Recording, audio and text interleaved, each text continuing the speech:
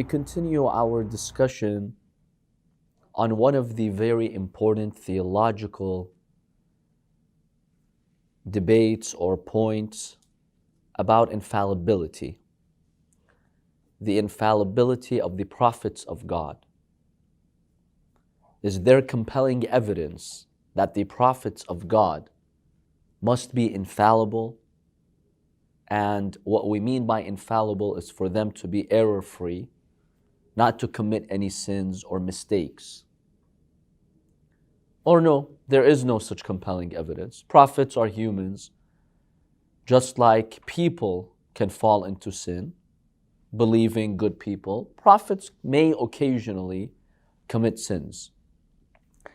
We've examined a number of points in this discussion before, and we examined what the Ash'aris state, what the Mu'tazili state. In our discussion tonight, let us examine some proofs from the Holy Quran, some logical proofs that establish that a prophet must be infallible. First proof, if the prophet can sin, can lie theoretically, then we will not feel confident that he is communicating God's commands. If the prophet can theoretically lie, you are hearing teachings from the prophet, a sermon, book of hadith which captures the words of the prophet. How are you so sure that what he's teaching you here is the truth? You can't trust him anymore. Because once you open the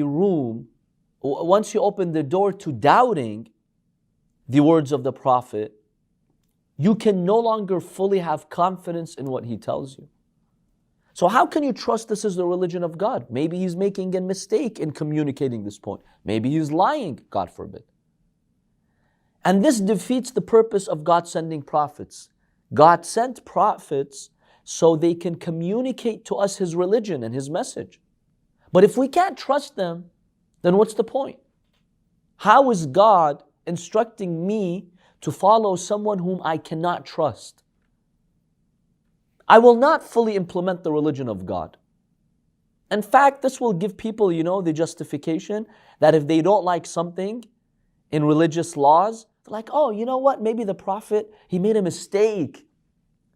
You can imagine, for example, women these days, when the prophet taught about hijab and the guidelines of hijab and specifically covering the hair, assuming it's not mentioned in the Quran, which is, of course, but assuming the prophet told us about guidelines, well, maybe he made a mistake, maybe that was his personal opinion, then every Islamic law can be done away with using this argument. And that defeats the purpose of God sending them as guides.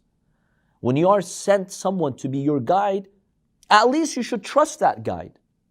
But if that guide can commit mistakes in the religion of God, can lie, can fabricate, because that guide is not infallible, then you can no longer trust that person. And this, by the way, includes the era before revelation. Why do we in the school of Ahl al-Bayt insist that the Prophet, even before Ba'tha, before receiving revelation, he was infallible in the sense that he did not commit any mistakes, any moral acts of corruption, anything that society will find unacceptable. Why? Because if the Prophet has bad history, that in itself will discourage people from trusting him, even if now he's infallible. Let's say, as some schools of thought say, the Prophet before Islam doesn't have to be infallible. But yes, once he started receiving revelation, then God has to protect him from sins. Well, if you accept this argument, then here's the problem. When there is someone in your community who's had bad history, even if right now this person is infallible, this gives an excuse to those people who don't want to follow the Prophet. Oh, remember 10 years ago what he did? We can't trust him. And God doesn't want excuses. God wants to send us a prophet, wants to send us guides, such that we are not constantly coming up with excuses. So this argument not only confirms that the Prophet must be infallible after revelation, of course, but even before revelation. Because if this prophet has a bad history, doubtful history, this really discourages people from trusting this prophet. So this is argument number one, proof number one. And this is a logical proof. Proof number two, if we accept that a prophet can theoretically make mistakes or sin, then we run into a contradiction in the Holy Quran, in the commands of the Holy Quran. Why? Because Allah subhanahu wa ta'ala in the Holy Quran commands us to obey God and His Messenger. أطيعوا الله وأطيعوا الرسول. In a number of verses, Allah subhanahu wa ta'ala commands us to obey God and the Messenger. Now let me ask you this question. Obeying God, is that conditional or it's unconditional? Unconditional. We have to obey God in every matter. There are no exceptions. Oh, obey God except on so-and-so days, in so-and-so matters. No, God is to be obeyed unconditionally. So when the Holy Quran states obey God and the Messenger, it uses one verb, obey, but it uses two objects, obey God, and then it uses a conjunction, the waw in Arabic, and the Messenger. Therefore, if the obedience to God must be unconditional, and the verse is mentioning the Messenger right after God, what does that also entail? That our obedience to the Messenger, is it conditional or it's unconditional just like God?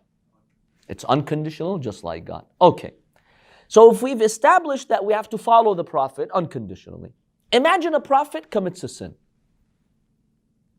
Or he says something wrong. He gives us a wrong command.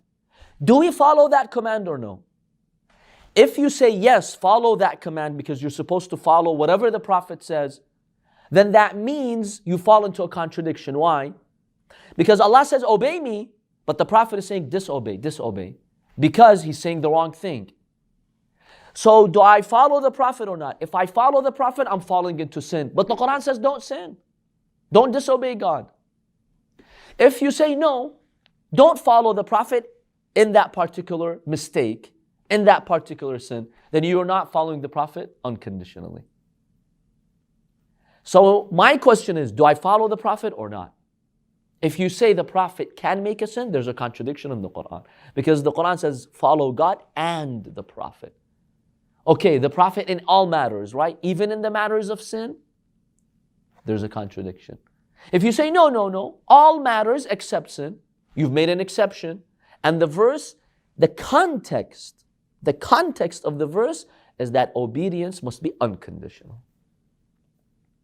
So this is another argument that we can use to establish that prophets must be infallible. By the way, these are very important arguments. Why? Remember, many schools of thought, we're talking about most Muslims today, they may not believe in the full infallibility of the prophets. So this is a very important discussion.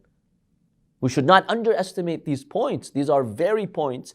And if you find anything problematic in them, challenge them. We'll discuss them. Something doesn't make sense, it's illogical. There's always room to discuss and increase our knowledge. So these are two arguments. Argument number 3. If it's possible for him to do a sin, let's say the Prophet theoretically lied. So if the Prophet is committing a sin, he's committing a mistake, then people have to enjoin the good and forbid the evil. Because one of the obligations in Islam, in addition to praying, in addition to fasting, in addition to going to the Hajj, is what? Al-amru bil-ma'ruf wal-nahy anil munkar. Enjoining the good, encouraging people, commanding people to do good, to do the obligations, and forbidding the people from bad. Okay, that's our obligation. Now, if the Prophet commits a mistake, publicly, he does it publicly, he says something wrong, he lies, he does something, he commits a sin, what's our obligation? We have to enjoin the good and forbid the evil. One of us has to stand up and point it out to the Prophet. Oh, you lied. We have to correct him, right? Okay. First of all, that in itself generates two problems. The first problem is that if the Prophet can make a mistake, and so he needs someone to correct that mistake for him. to do amr bil ma'ruf, to do nahi anil munkar. Now that person who's correcting the Prophet, who stands up and points it out to the Prophet, look, you made a sin here. I know the religion of God, and what you did is not compatible with God's religion. The person who's standing up to correct the Prophet, is that person an infallible or an average person who sins? If you say that person is an infallible, okay, fine, then we have an infallible. Argument done. Because we're trying to prove you need an infallible in society when the message of God is being preached. So if that person who's standing up to correct the Prophet is an infallible, point achieved, mission accomplished, then we need an infallible. If you say, no, that person can make sins himself, then the argument would follow, okay, that person, when he commits a sin, who's going to correct him? While someone else, a third person, that third person, is he an infallible or not infallible? If there is no infallible in the chain, you have an infinite chain, an infinite link of people without having someone whom you can fully trust and infallible correcting them. That in itself is problematic.